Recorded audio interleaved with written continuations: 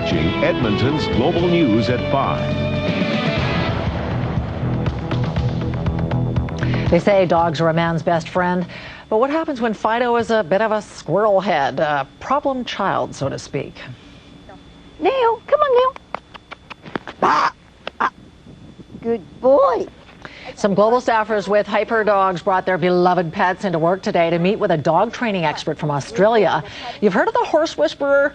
Well, Sylvia Wilson is the canine equivalent and founder of an international organization called Barkbusters.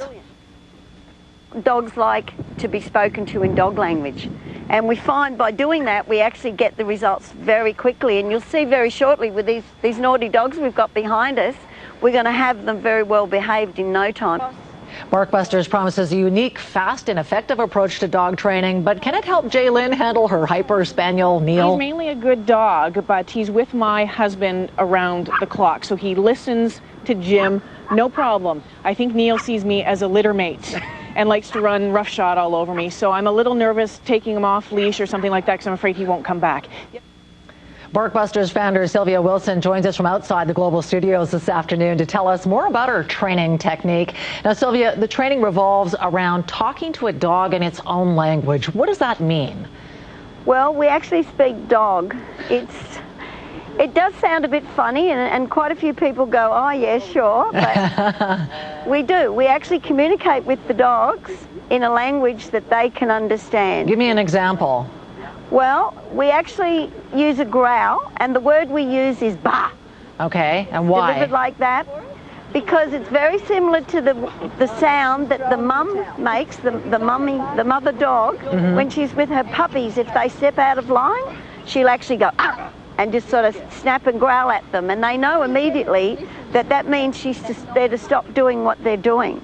And this works, apparently. It works, and as you saw here today, we had a little dog that a lady's just told me that she couldn't go anywhere with that dog. As a matter of fact, she was invited out with her little dog one day and was told, well, you can come next time, but leave the dog at home.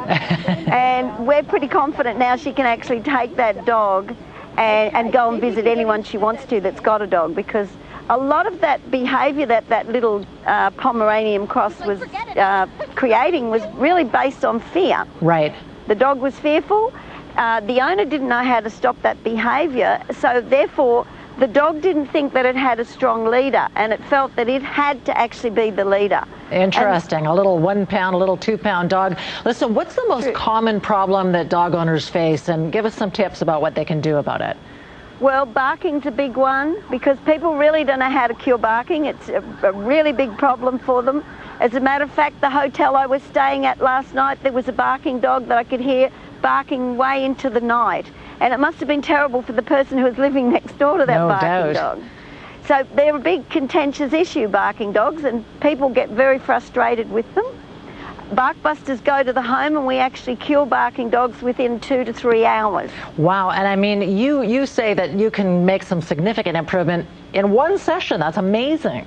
Yes, and we actually will leave people with a lifetime of the dog guarantee, a written guarantee, that will return free of charge if they have any problems with that dog. That guarantee is also transferable if someone moves from Australia to Canada, or vice versa, or from America to Canada, wherever there's a Barkbuster. That's amazing. Thank you so much for your time today. It was very, very interesting. Thanks, Sylvia. Thank you.